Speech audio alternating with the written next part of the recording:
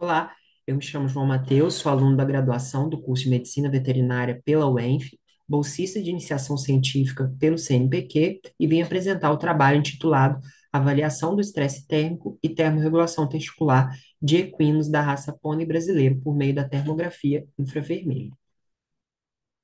Bom, os pôneis brasileiros, né, eles são originados a partir de raças britânicas, do cruzamento de raças britânicas com animais importados da Argentina e deu origem ao rebanho que nós temos hoje no Brasil. O rebanho no Brasil hoje é de aproximadamente 50 mil animais, de acordo com dados obtidos a partir da Associação Brasileira dos Criadores do Cavalo Pônei em 2024. Tem grande importância econômica, né? A criação de pôneis possui um grande crescimento de aproximadamente 20% ao ano. Isso se dá em função da demanda crescente por esses animais, além da sua boa aceitação no mercado. E essa boa aceitação no mercado se dá em função da docilidade, versatilidade desses animais, além do valor afetivo e cultural atribuído a eles.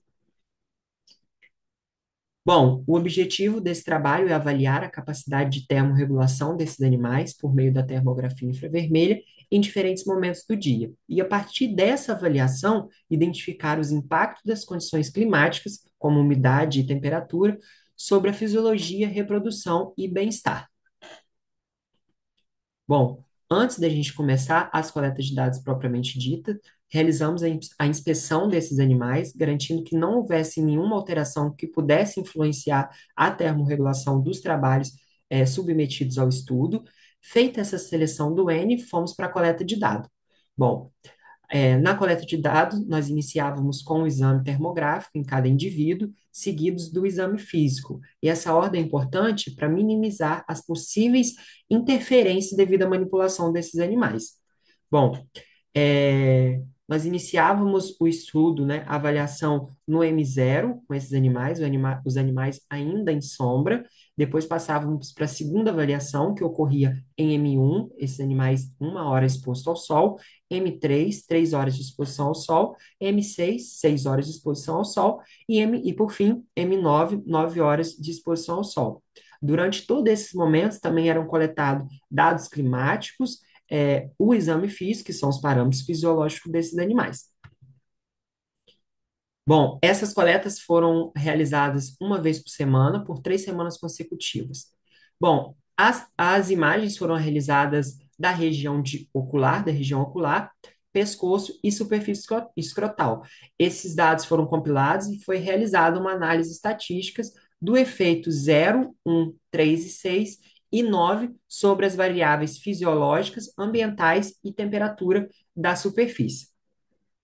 A partir dessa análise, a gente chega no resultado, né? É importante destacar que os dados climáticos como a temperatura, umidade e WGT não diferiram entre os momentos. Ao exame físico que nós submetemos esses animais, a frequência cardíaca, a temperatura retal, motilidade intestinal, tempo de preenchimento capilar e mucosa não houveram mudança, permanecendo dentro dos níveis basais da espécie. Entretanto, quando nós avaliamos o parâmetro físico de frequência respiratória, houve um aumento significativo, principalmente em M3 e M6. E em M9, esses parâmetros retornaram aos níveis basais da espécie.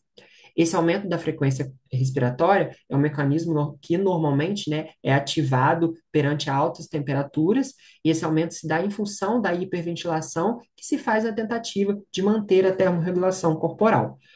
Ao exame termográfico, nós analisamos um aumento na temperatura ocular, principalmente em M6, tendo uma mínima de 32,4 graus Celsius e uma máxima de 34,6 graus Celsius. Esse aumento provavelmente se dá em função da alta capilaridade, né, periférica em torno da órbita. As demais áreas, como pescoço e testículo, não diferiram entre os momentos. O testículo se mostrou de 3 a 6 graus Celsius abaixo da temperatura corporal que os animais apresentavam em cada momento, como já é descrito na literatura, né? Isso sugere que há uma estabilidade dos parâmetros testiculares desses animais, mesmo com essas variações de calor. É um aspecto crucial para a fisiologia desses animais, né, permitindo que esses animais realizem uma espermatogênese de forma efetiva. Então, esses animais possuem um padrão termográfico testicular, e aí, com o padrão termográfico, a gente entende que esses animais mantêm uma temperatura em níveis dentro da normalidade para a espécie, mesmo em momentos em que as condições climáticas são divergentes. Bom, a partir desses dados, né, a gente conclui, o estudo sugere que esses animais possuem adaptações fisiológicas, permitindo que haja a manutenção da função reprodutiva, apesar das variações térmicas. A termografia foi um mecanismo de precisão de temperatura de modo não invasivo e sem estresse para esses animais.